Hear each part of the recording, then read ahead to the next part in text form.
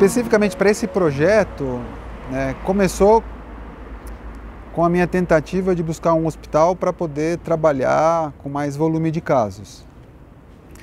E a gente encontrou um cirurgião na época, em 2012, que tinha um volume cirúrgico muito grande, e eu comecei a ajudar esse cirurgião. Eu não conhecia os pacientes, eu apenas fazia a questão cirúrgica. E como o volume era muito grande e eu tinha a sensação de que os pacientes ficavam sem um acompanhamento depois das cirurgias, que era uma forte referência, e eu não tinha o contato com o paciente, eu tive a ideia de trazer o que nós fazíamos no Hospital das Clínicas para um hospital privado em São Paulo. E aí eu tive a ideia de pedir para essa pessoa, que era o cirurgião-chefe, se eu poderia fazer isso do jeito que eu achava que tinha que fazer. E ele falou que podia. Então eu conversei no Hospital das Clínicas com a equipe que a gente trabalhava, que na ocasião era uma fisioterapeuta e um fisiatra.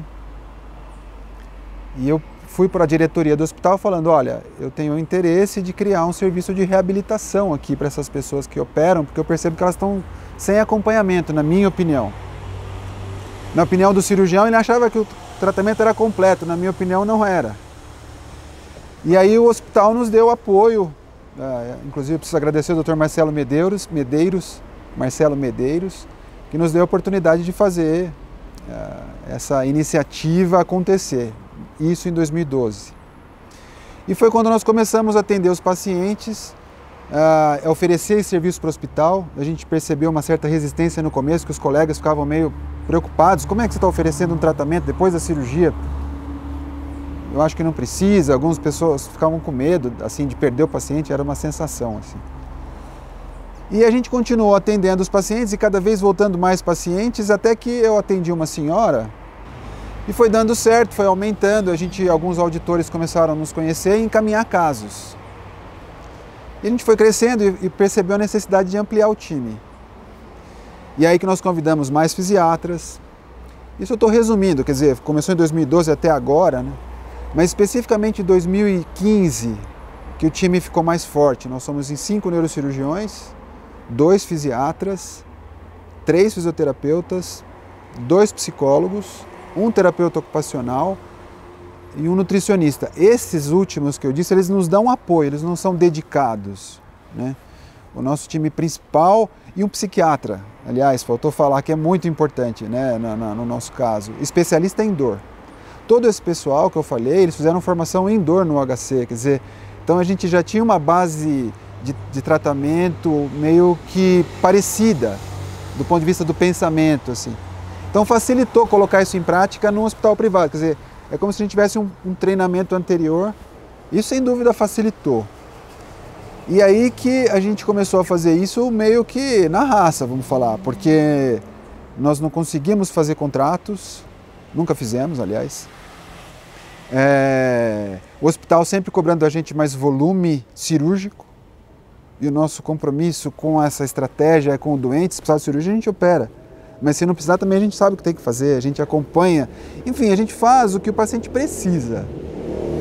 Só que a gente está lotado numa unidade hospitalar e a gente entende a estrutura e a filosofia deles, a gente reconhece. Mas como a nossa questão é com o doente, a gente não vai mudar a nossa maneira de fazer, a gente muda o lugar, mas não muda o que a gente faz. O que acontece? Quando nós temos um volume de casos muito grande, no geral, quando a gente fala de cirurgia, o nosso volume é baixo. Mas é porque esse tipo de doença que a gente cuida, ele precisa de pouca cirurgia.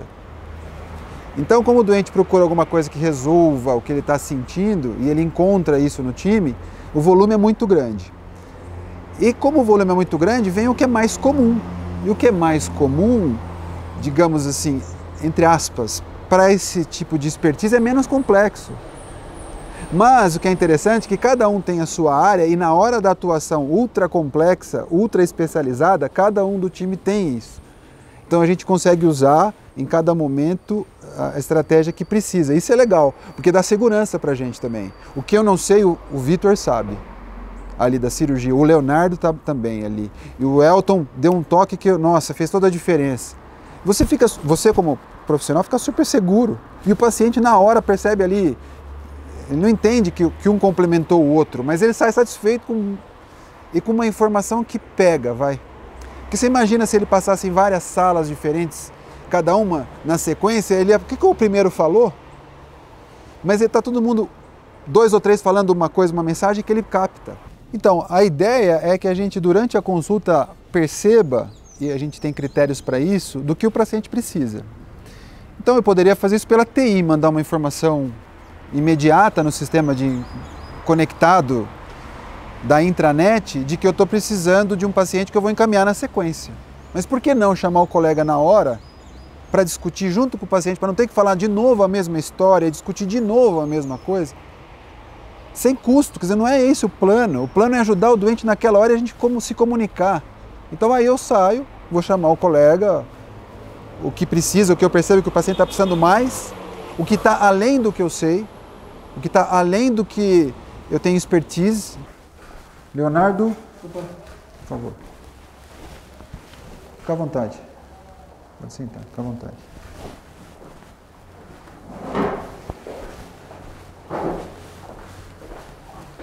Tudo bem, Leonardo? O que eu posso te ajudar? Bom, eu vou chamar 2 colegas aqui para a gente poder discutir o seu caso, que eu acho que é importante porque tem 2 pontos muitos detalhes que podem ser resolvidos agora. Só um minutinho.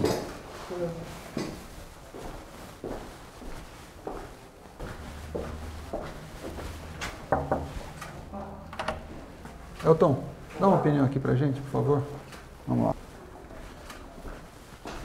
Só um minutinho, eu vou chamar o Vitor também. Fica à vontade aqui, Elton. Já te apresento já o Dr. Elton. Vitor, discute um caso aqui, por favor.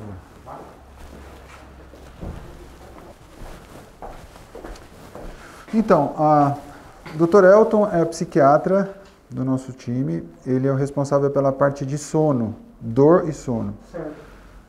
Vai discutir com a gente essa questão que é importante do sono, o senhor que está difícil à noite. Sim. O Dr. Vitor é um neurocirurgião do nosso grupo, faz mais a parte de dor. Essa questão do choque da perna tem a ver com uma dor do nervo. Entendi. Então o Dr. Vitor vai dar opinião também aqui para a gente pensar no que está acontecendo primeiro. Depois que a gente identificar o que está acontecendo com a opinião deles, que eu já tenho a minha, a gente vai discutir. Certo. E é importante que você entenda qual é o nosso plano aqui de tratamento. Assim que a gente chegar no ponto importante aqui, nós vamos programar como vai fazer o seu tratamento. Aí eu vou chamar mais 2 colegas que a gente já resolve agora o que fazer, tá bom? Certo. Kelly, dá uma opinião aqui, por favor. Essa é a fisioterapeuta Kelly.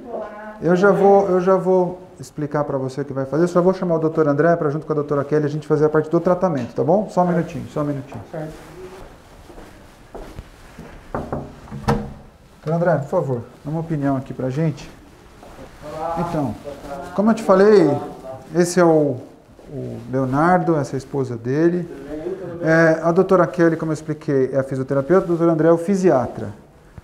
Agora a gente vai discutir o que vai fazer com o tratamento da sua dor na perna. Eu tenho mais ou menos uma noção do que a gente tem que fazer, mas eles são os especialistas que vão me ajudar a pensar no que é melhor para você. Olha, o Elton já viu, o Elton acha que tem um pouco de incômodo relacionado ao sono, ele já achou que a pregabalina é boa. O Vitor acha que tem uma dor ciática com característica neuropática e uma carbamazepina vai ajudar, junto com a pregabalina. Ele tem um Laseg baixo, mas dá para... Enfim, não tem déficit neurológico. E tem um pouquinho de dor miofascial também, viu, André? Achei. Então a ideia, não sei se André, se queria comentar alguma coisa, depois discutir com a Kelly o que vocês acham que é mais importante para fazer. Pode fazer. O acompanhamento que você chamou a atenção da navegação é muito crítico, porque os pacientes não precisam de todo mundo, toda hora, durante longo tempo. Ele precisa de um e de outro, dependendo da necessidade dele. Então, como o próprio sintoma oscila ao longo do tempo, a prioridade é dada pelo que o paciente sente. Então, veja, se a gente identifica que ele tem dor e tem insônia, e se ele dormir mal, ele não melhora da dor, o psiquiatra passa a ter um papel pontual de controle do sono e acaba melhorando a dor. Diminui o atendimento dos outros parceiros. O que a gente percebeu no começo é que os pacientes estavam muito frustrados e descrentes, assim, porque eles frequentemente eram pacientes que procuravam a gente porque descobriu que tinha um centro de coluna assim, e dor. E aí eles iam assim, meio desesperançados, porque já tinham passado por muitos médicos. Então era muita frustração e descrença. eu sentia isso. Mas com o tempo, a gente começou a perceber assim, um bem-estar do paciente, primeiro por uma sensação de acolhimento, eu acho. Fez diferença isso. Depois, porque ele entendia, sinceramente, que a gente falava a mesma língua. Eu acho que é bem por aí. Eu falo isso para o time, a gente sente isso. O paciente fica satisfeito e facilita para nós, porque já teve um começo de conversa ali. Então, se eu pudesse dizer do ponto de vista subjetivo, a qualidade de vida já estava melhor. Mas a gente começou a coletar o dado mesmo, para ver se era isso mesmo. A gente começou a perceber assim, que corroborava o dado com o que o paciente demonstrava para a gente durante a consulta. E a questão interessante também é que, como a gente discutia muito caso em conjunto e chamava o paciente e a família para conversar, eles ficavam muito surpresos assim, e aí vinham agradecer, e a gente estava fazendo o básico. E eles agradeciam muito. Então eu diria isso dos pacientes, sentimos isso. Hoje ele é um modelo fee for service. Sim, sim. Fábio, veja, nós temos muita dificuldade de ter acesso a dado de custo para fazer a equação do Value-Based Healthcare funcionar. Nós sobrevivemos e estamos aqui porque a gente gosta e sabe cuidar do que importa para o paciente, desse resultado, dessa parte da equação. E porque muita gente entendeu que a gente está fazendo um serviço que está sendo bom para o doente e bom para o sistema. Então por isso que a gente sobreviveu, por isso que a gente está aqui. Mas e para vocês? Pois é, agora para nós, a gente sinceramente não tem o expertise do dado, do custo para falar sobre bundle nesse momento, é bem isso. A gente está tentando melhorar o nosso conhecimento sobre isso para poder superar essa dificuldade, mas a gente não sabe, eu sinceramente não sei te dizer isso agora. Isso, Data Scientist. Veja, é assim, nós coletamos dados desde 2014, especificamente 2015. E como a quantidade de dados foi muito grande, logo depois que a gente também começou a usar os critérios, a gente já usava, mas a gente adequou do ISHON para a lombalgia, a gente percebeu que a quantidade de dados que a gente tinha era muito grande. E é muito comum que a gente atenda pacientes com dor nas costas e dor na perna. Às vezes predomina dor nas costas, às vezes predomina dor na perna, às vezes ele não consegue dizer o que está pior. E quando você vê um paciente e identifica isso, você foca ali naquela hora. Mas quando você está pensando em grupo, em número, em muitos dados, a inteligência artificial, o machine learning nos disse assim, o paciente que tem dor nas costas e também dor na perna, ele prefere melhorar da dor nas costas. Nossa! Para nós foi uma coisa muito interessante quando o machine learning chamou a atenção. Ele também trouxe informações que a gente questionava, mas essa fez todo sentido clínico para a gente e a gente pudesse talvez até perceber isso individualmente, mas no todo, 240 pacientes, por exemplo, que a gente avaliou, fez toda a diferença esse dado, por exemplo. Foi muito legal. É um algoritmo centrado no paciente. É o algoritmo centrado no paciente, mas com o expertise do técnico, do cientista de dados, com o time clínico. Isso foi muito legal. Foi muito legal a gente conciliar. Demorou um pouco, mas eles estavam muito abertos também a essa nova iniciativa nossa. Foi legal, foi legal. Bom, os próximos passos, assim, eu não tenho dúvida de que nós precisamos melhorar o nosso treinamento de conceitos do Value-Based Healthcare. Isso é um plano do nosso time. Embora a gente trabalhe com isso e se identifique e conheça, a gente precisa melhorar o conceito do conhecimento do Value-Based Healthcare no time, né? Que envolve, por exemplo, o conhecimento sobre custos, coisa que a gente sabe pouco, né? Na prática clínica. Então, treinamento. Número 2, eu acho que a questão de melhorar os processos com um pouco mais de lean no que a gente faz ajudaria. O TDABC, né? TDABC também é importante que a gente comece a usar. A gente já faz isso sem saber, a fisioterapeuta sabe quanto tempo de sala ela usa, quanto gasta por paciente, quanto tempo, mas a gente não conciliou os dados. Por fim, eu acho que com a telemedicina, eu acho que vai facilitar o acompanhamento do paciente depois da terapêutica pontual que nós fazemos. Quer dizer, é possível acompanhá-lo à distância sem que ele tenha que vir para uma revisão do time. Eu acho que isso é legal, esse é um dos planos que a gente tem. Então, acho que a questão do prêmio, primeiro foi desafiador para a gente, porque a gente não tinha noção de que se de fato conseguiríamos alguma coisa. Quando a gente leu o edital, a gente percebeu que tinha a ver com o que estava ali, dava para concorrer. eu juntei o time e discuti com eles primeiro. Falei, vamos junto nessa? Todo mundo falou, vamos. E aí ficou essa expectativa, né, de concorrer, toda a elaboração, o envio. E quando veio o resultado, a gente ficou super feliz, assim, mas super feliz. A gente ganhou.